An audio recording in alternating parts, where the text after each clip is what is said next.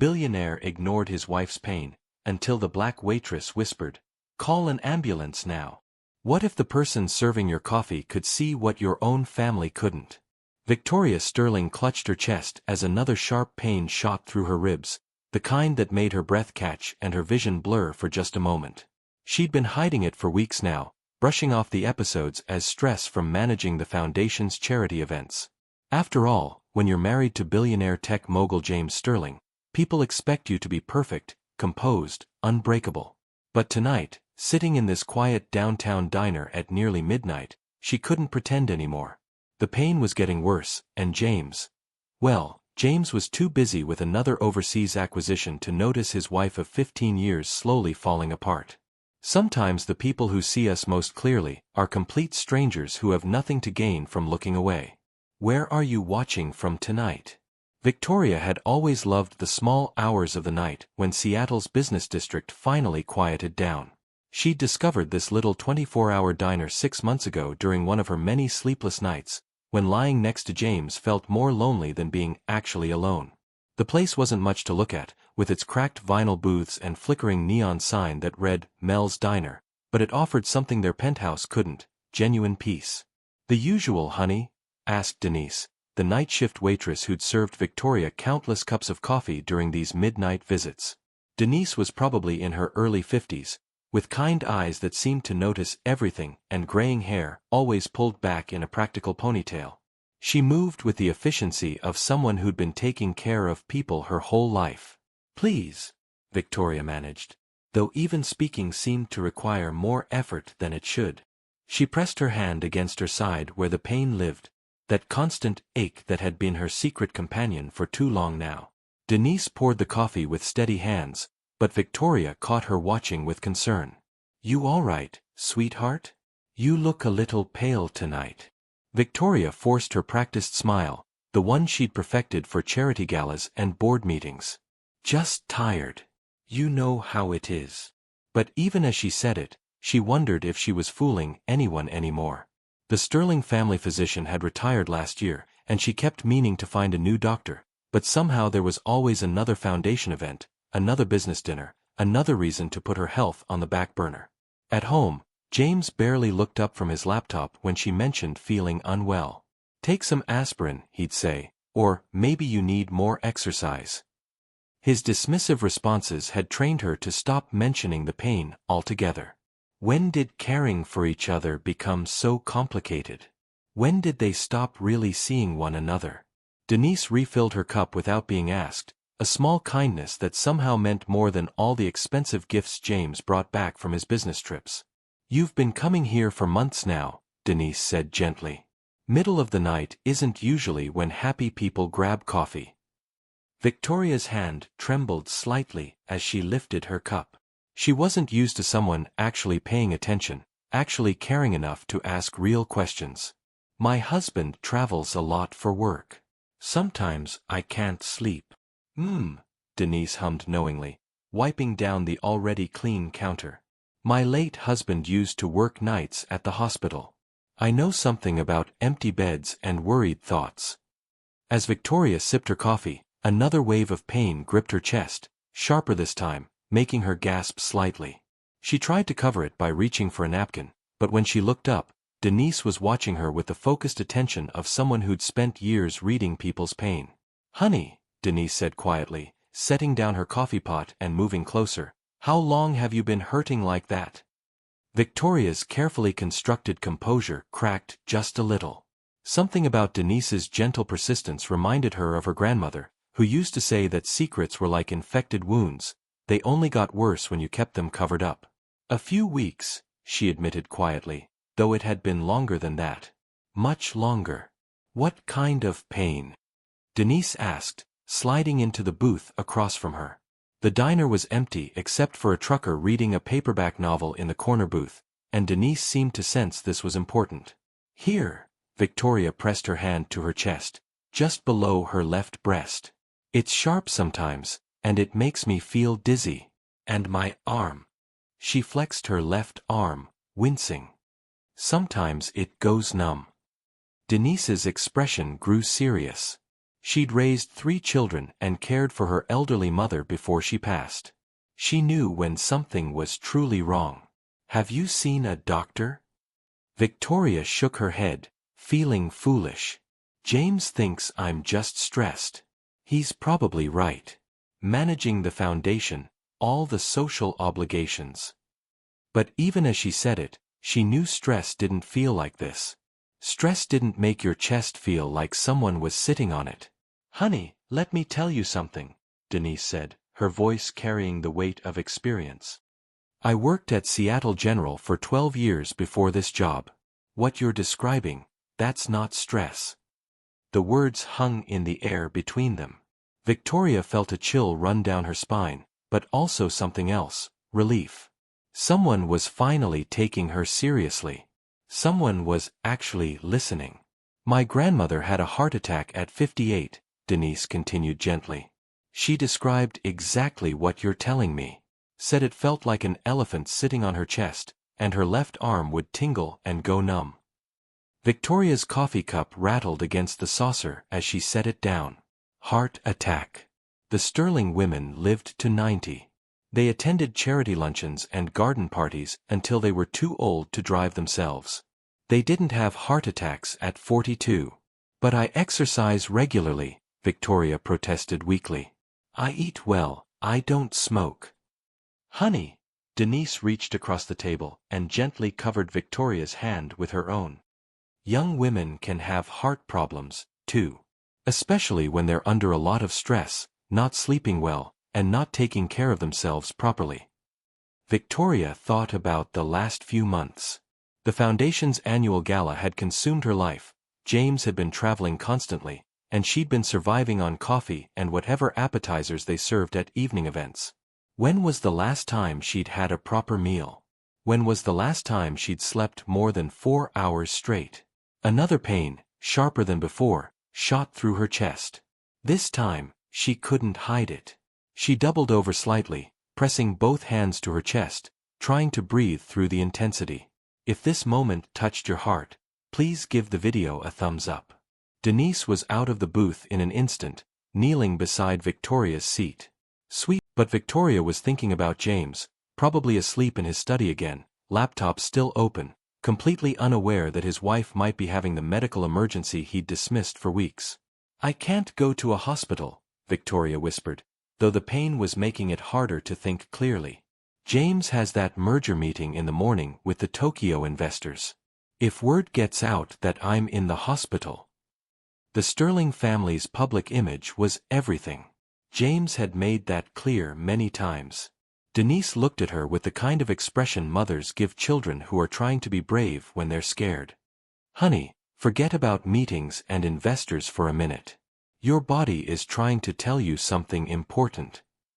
Victoria's phone buzzed with a text message. James, probably checking in from whatever hotel room he was in tonight. But when she tried to reach for it, another wave of pain stopped her cold. This one was different, deeper, more frightening. Her vision blurred around the edges. "That's it," Denise said firmly, but not unkindly. She pulled her own phone from her apron pocket. "I'm calling an ambulance." "Please no," Victoria managed, though she was starting to realize how serious this might be. Could you call James first? Maybe if he talks to a doctor." Denise hesitated, then handed Victoria her phone. "Call him. But honey, if he doesn't take this seriously, I'm calling 911 anyway. I'm not watching you have a heart attack in my diner while we wait for someone to decide you're worth saving." With shaking fingers, Victoria dialed James's number. It rang 4 times before he answered, his voice groggy and irritated. "Victoria. It's almost 1 in the morning. What's wrong now?" "James, I'm at the diner, and I think something's really wrong. The chest pain is getting worse, and the waitress here thinks I might need to see a doctor." She tried to keep her voice steady, but fear was creeping in. "We've been through this," James sighed. "You're anxious about the board presentation next week.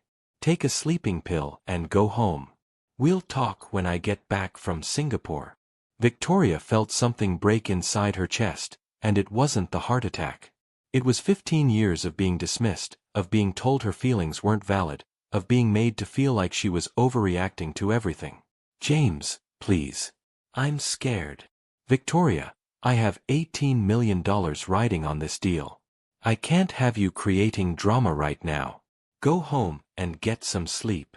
The line went dead. Victoria stared at the phone, feeling more alone than she'd ever felt in her life. Denise, who'd been listening to every word, gently took the phone from her hands. Honey, Denise said quietly, have you ever faced something like this before? Where someone you love doesn't believe you're really hurting. Have you ever faced something like this? Let us know in the comments. Victoria thought about all the times she'd mentioned feeling tired, feeling overwhelmed, feeling like something wasn't right, only to be told she was being dramatic or attention-seeking. When had James stopped being the man who used to hold her when she had nightmares?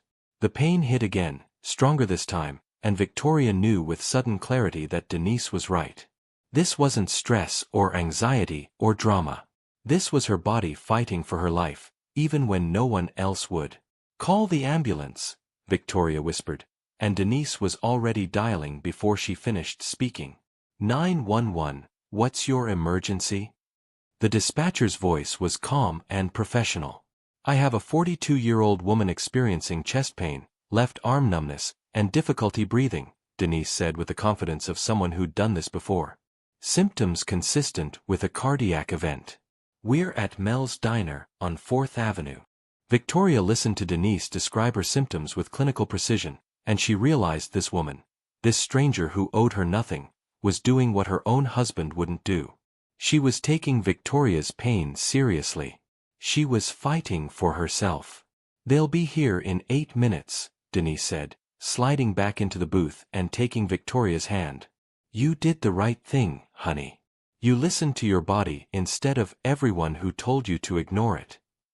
Victoria felt the tears she'd been holding back for months finally start to fall. What if I'm wrong? What if it is just stress, and I'm wasting everyone's time? Then you'll get checked out and go home with peace of mind, Denise said firmly. But what if you're right? What if your body is trying to save your life, and the only person standing in the way is you? The ambulance arrived with flashing lights but thankfully no sirens. Denise had asked them to keep it quiet. The paramedics were efficient and kind, asking Victoria detailed questions about her symptoms while they checked her vital signs and ran an EKG. Ma'am, your heart rhythm is irregular, the younger paramedic explained gently. We're going to take you to Seattle General, where they can run some tests and get you properly evaluated. As they loaded her onto the stretcher, Victoria grabbed Denise's hand. Thank you. Thank you for not letting me ignore this. Honey, you take care of yourself, Denise said, squeezing her hand. And don't let anyone tell you that your health isn't important. Not even people who are supposed to love you. At the hospital, the emergency room doctor took one look at Victoria's EKG and blood work and immediately called for a cardiologist. Mrs. Sterling, you're having what we call a silent heart attack.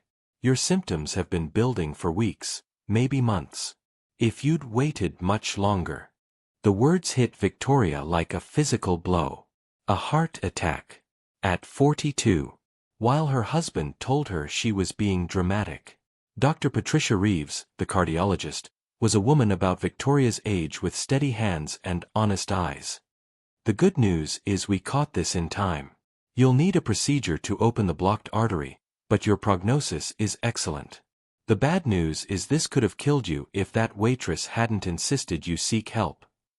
Victoria thought about Denise, probably back at the diner, serving coffee to insomniacs and night shift workers, maybe saving other lives without even knowing it. If you've been enjoying this story, subscribe to our channel for more heartwarming tales.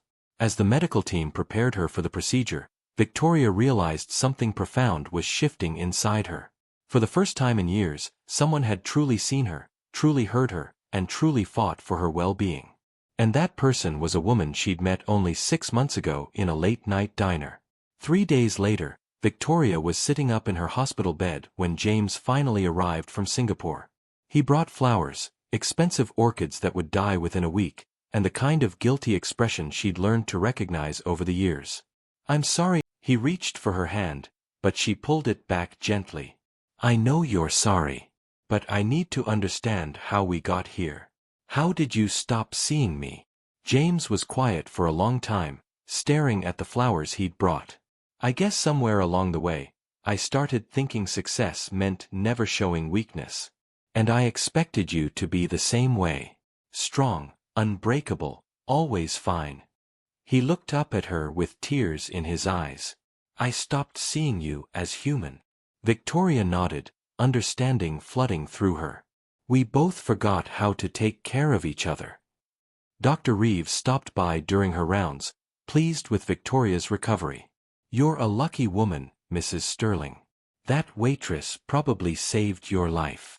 After the doctor left, Victoria told James about Denise, how a stranger working the night shift had shown more concern for her well-being than her own family. "She listened to me, James.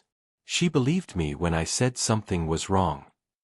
James was quiet for another long moment. "What do we do now?" Victoria had been thinking about that question for 3 days.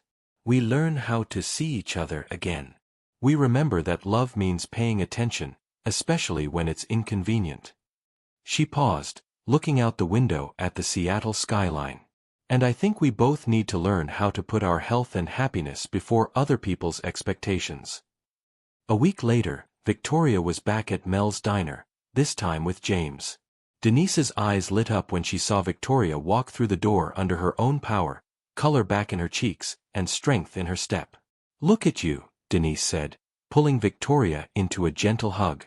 "How are you feeling, honey?"